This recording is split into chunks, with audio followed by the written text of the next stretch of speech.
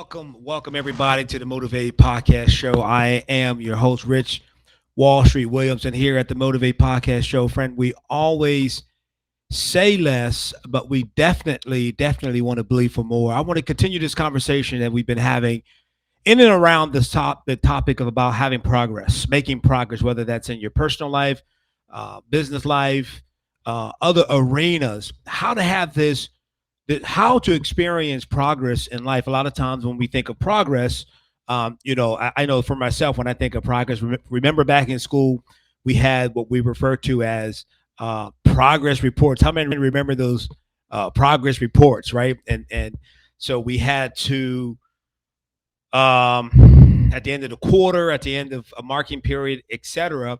It's a progress report where we checked in to see how we were doing as a benchmark, as a measurer. One of the things I have discovered about progress report is the progress report doesn't always necessarily tell or show. It doesn't necessarily tell the whole story. Doesn't necessarily show the whole picture. Doesn't tell the whole story. Doesn't show the whole picture.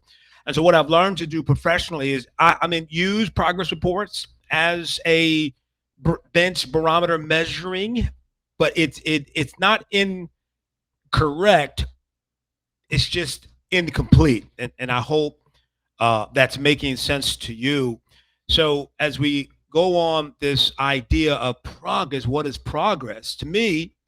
Um, when I think about progress, our performance is a prophecy of the way that we practice. Sometimes, right?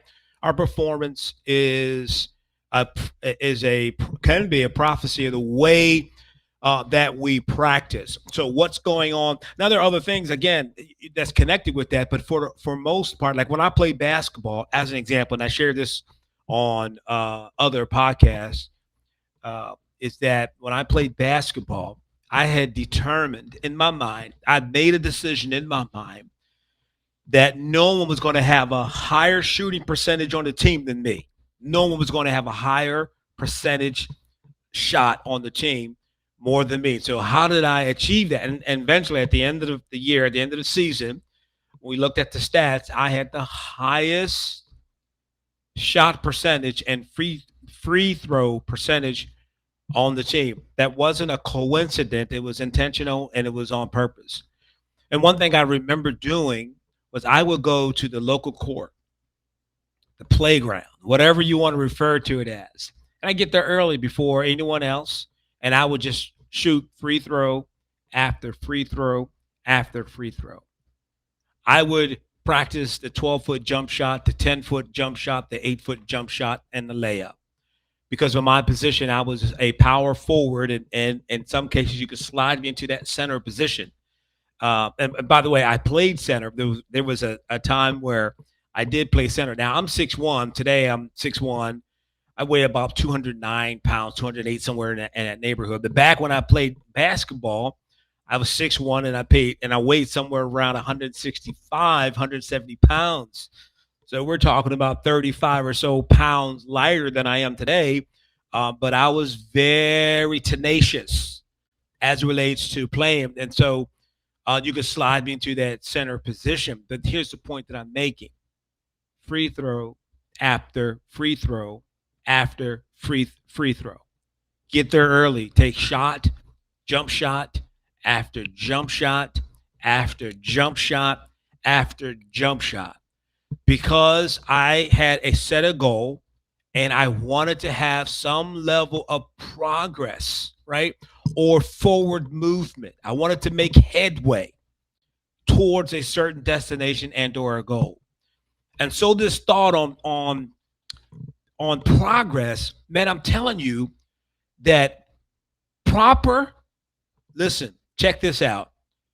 Proper preparation for practice leads to productive performance.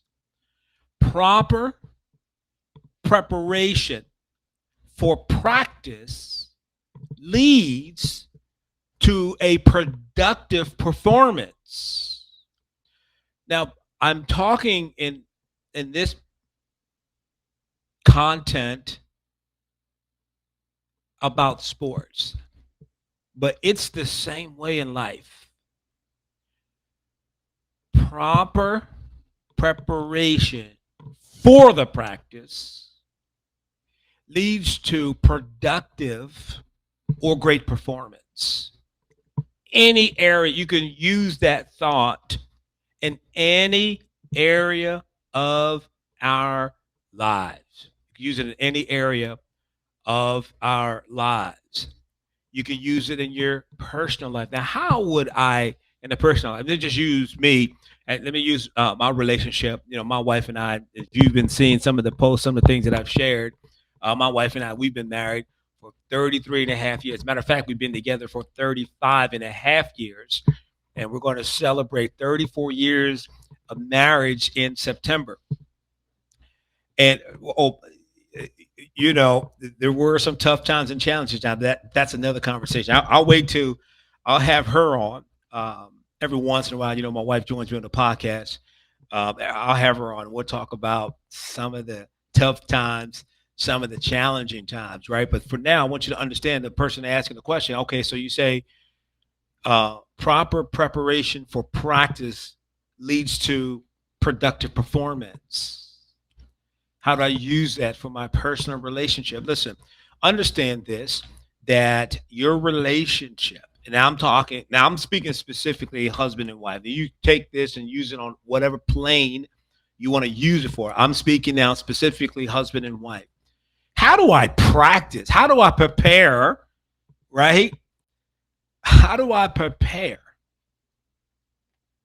for my practice with my bride, with my spouse, so that I can have productive performance? And I'm not talking about productive performance in the bedroom. That's another conversation.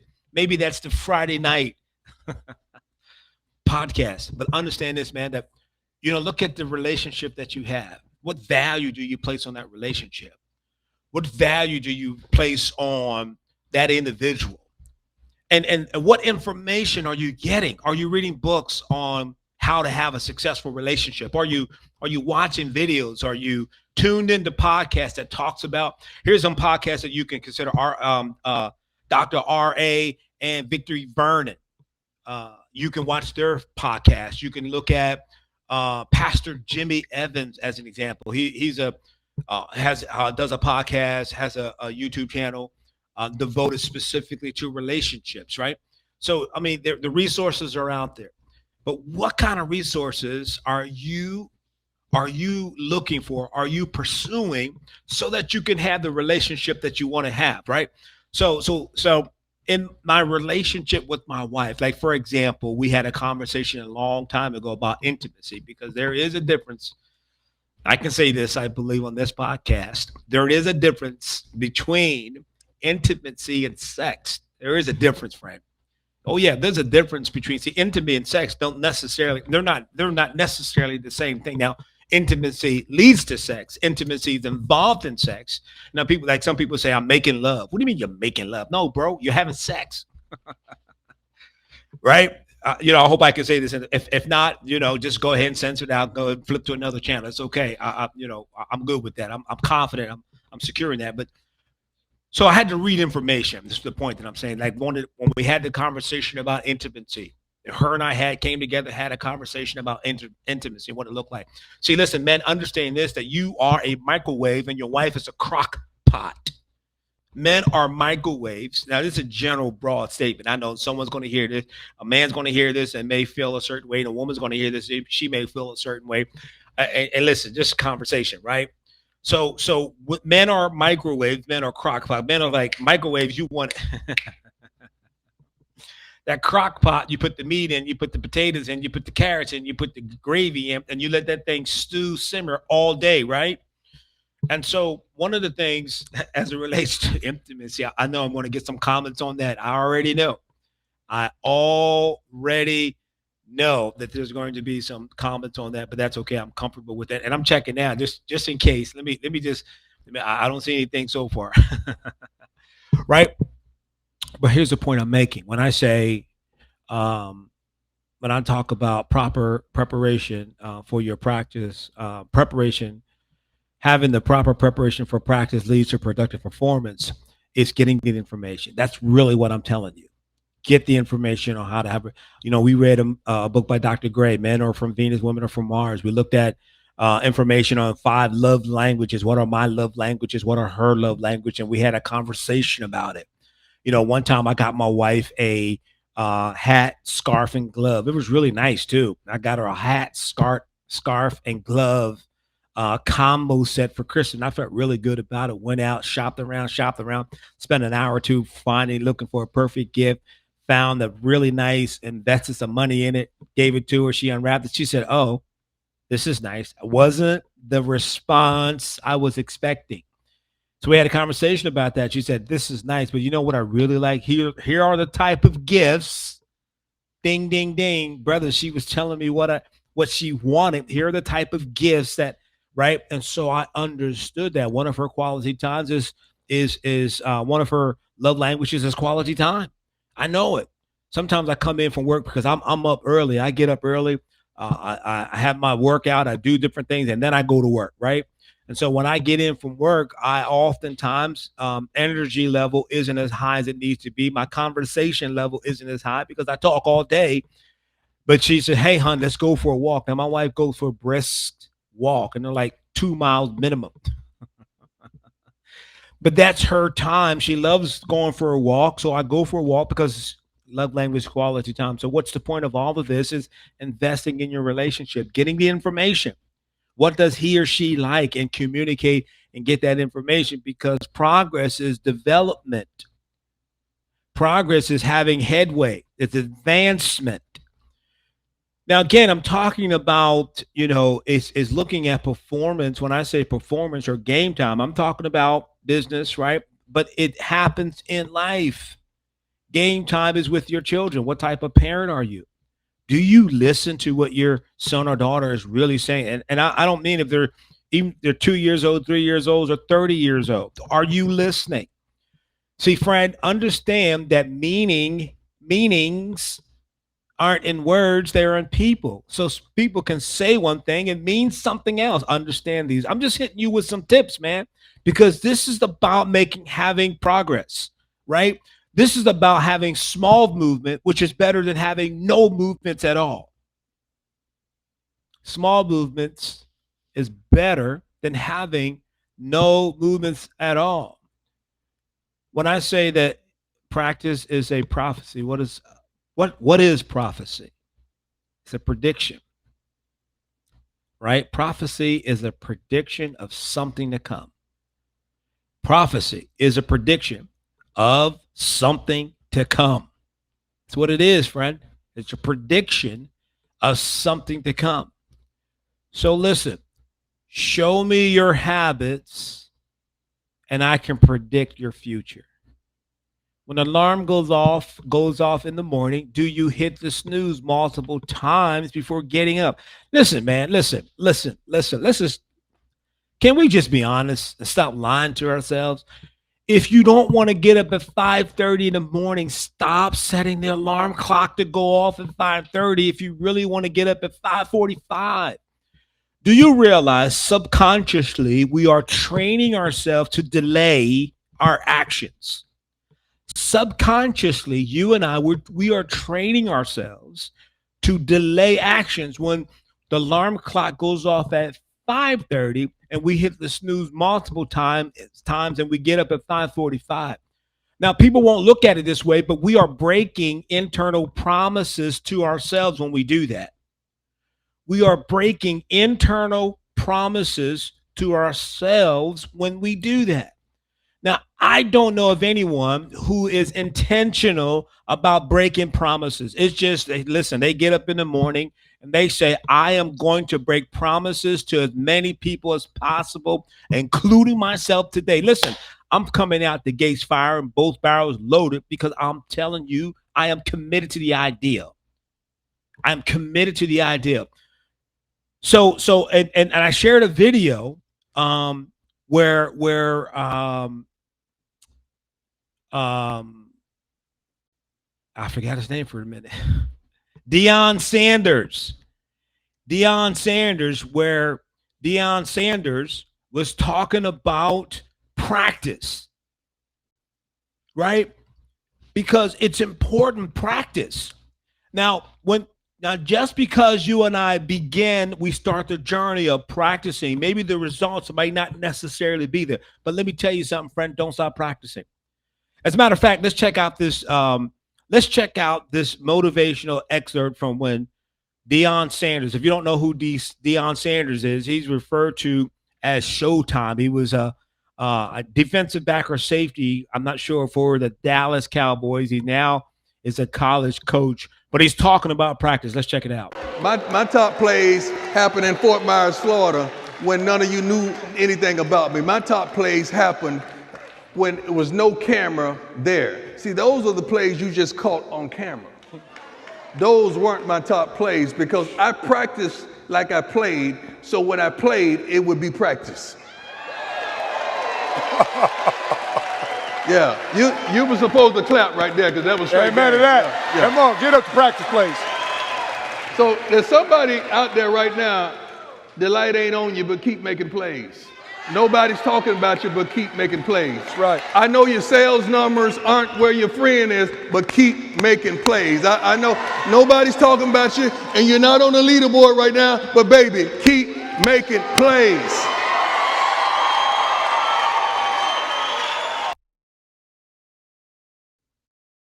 Keep making plays. Keep making plays. You're not on a sales board yet like your friend is, but he said keep making plays. Powerful. Think about this. Deion Sanders said that his best plays were at practice because he practiced the way he played and he played the way that he practiced. He didn't make a distinction. So are you going all out at your practice? What is practice? Practice, friend, it is to perform an activity. Practice to perform an activity or exercise a skill repeatedly or regularly in order to improve or maintain one's proficiency. Practice to perform an activity or exercise repeatedly. To perform an activity or exercise repeatedly.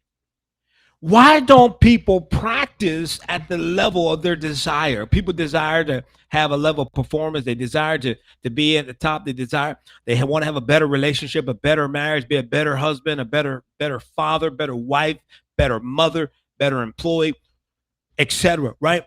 What separates the desire and the intensity for the practice as it relates to the vision and goal or aspiration for the performance? And one of the things that I found and discovered that it is an issue about vision, not having the right vision. Understand this: when you have the right vision in place, when you see your success, you got to be your success. You got to see your success before you be your success. You got to see your success before you be your success. You have to play it out, live it out on the canvas of your imagination. But one of the things that separates the intensity about practice as it relates to the performance is that there isn't a vision.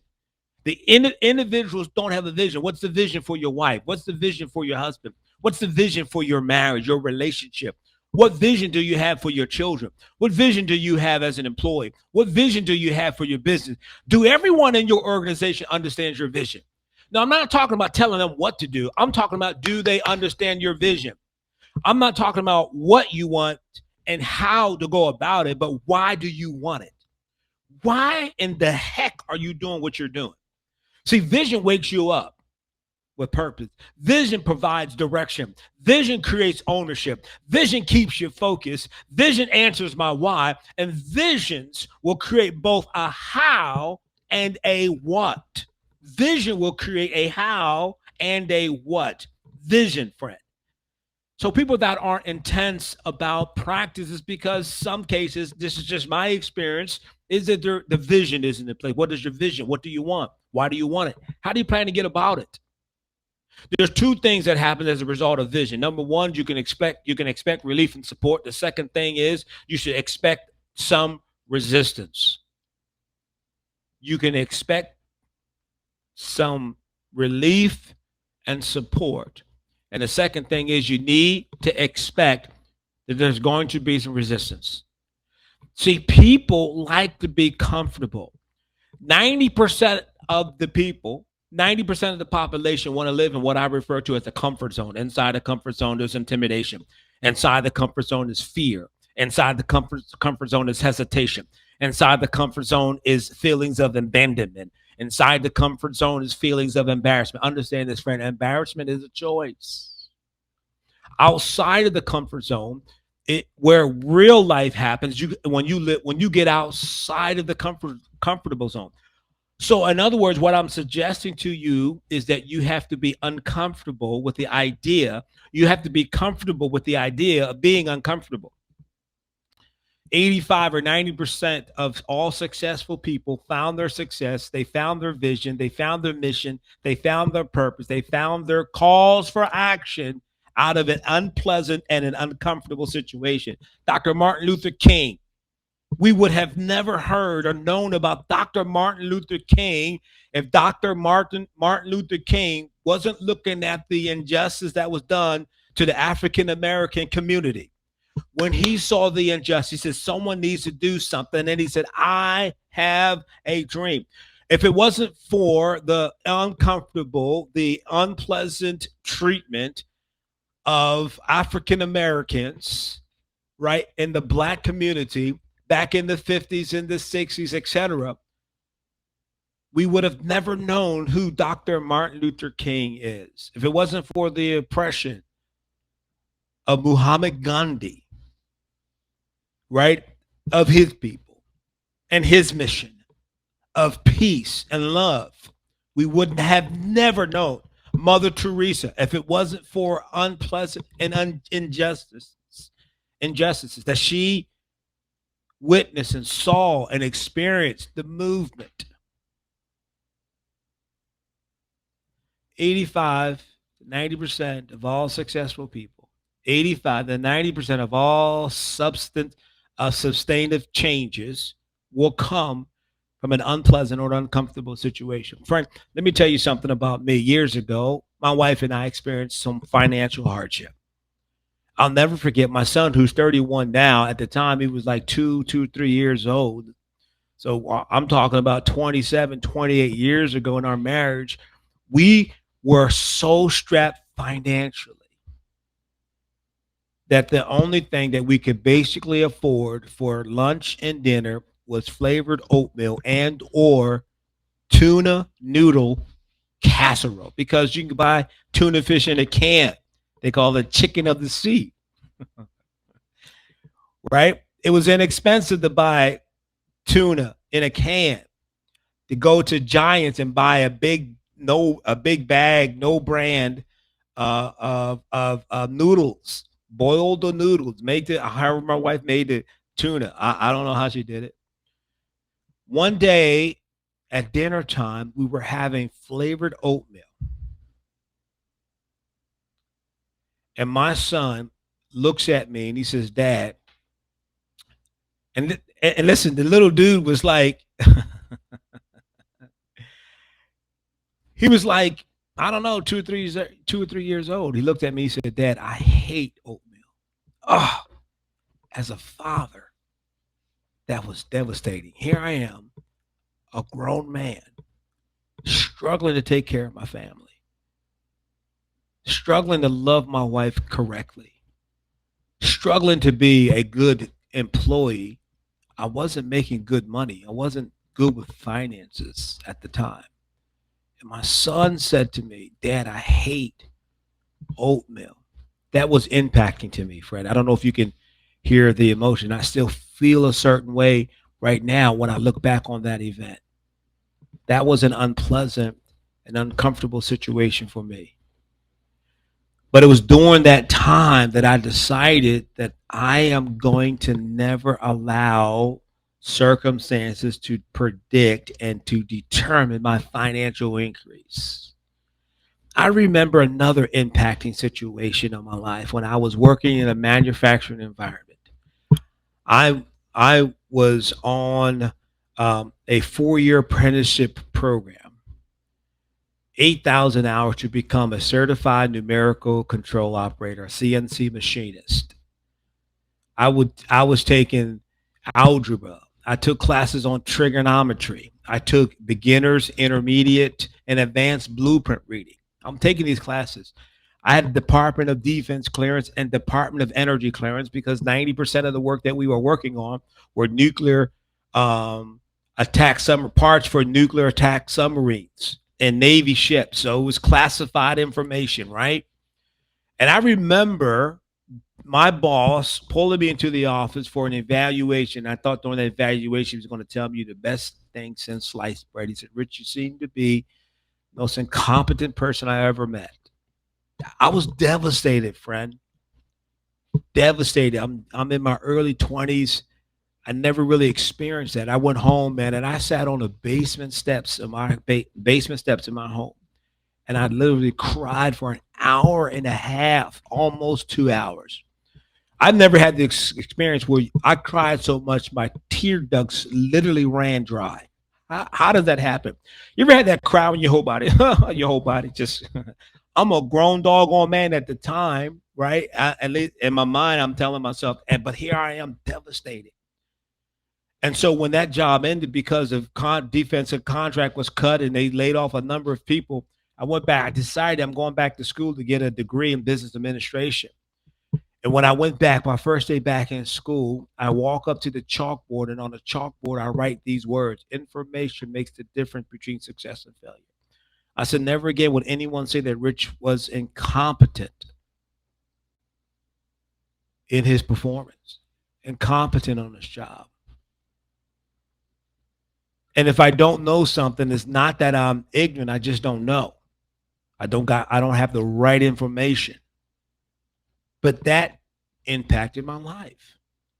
To today, I'm confident that no matter where I go, I will never allow money to control and dictate my decisions. And I will always be on top. I will always rise to the top. And my confidence, folks, understand this. Let me make it perfectly clear that my confidence isn't in Richard Williams. For me, my confidence is in my Lord and Savior, Jesus Christ. It is my faith in God that sustains me in no matter what arena of life I enter into. It is my confidence in God and his word that makes the difference. I read a scripture in 1 John 5:14-15. Man, I'm just really loaded, coming out the gate strong. 1 John chapter 5, verse 14 and 15 said, this is the confidence that we have in him, not in Rich, in God, in my Lord and Savior, Jesus Christ. Glory to God. This is the confidence that we have in him, that if we ask anything according to where he hears us, and the Bible goes on to say that we have the petitions, the things that we desire. This is the confidence. 1 John 5:14, 1 John 5:14, 1 John 5:14. This is the confidence that we have in him. So my confidence isn't predicated upon my degrees. My confidence isn't predicated upon what I know. My confidence isn't predicated by my boss or someone patting me on my back. My confidence is not predicated by my children saying, you're a good father. My confidence is solely in and on God and his word. But you know, when you have vision, you can expect relief or support, and you can expect there's going to be some resistance to the vision that you have. Understand this, friend, that your vision isn't for everybody. Not everyone's going to come behind you and line up and follow you. Good God, understand that, friend. Understand that. But if I want progress in life, if I want performance at game time in life, then there's a proper preparation for practice that's going to lead to me having productive or high performance. Man, listen, I don't know about you, but I got myself fired up. I hope, friend, that you find value in this conversation. I'm your friend. I'm your boy, Rich Wall Street Williams, on the Motivate podcast show, man. Remember, we always say less, but we definitely believe for more. I'll see you. Let's get it.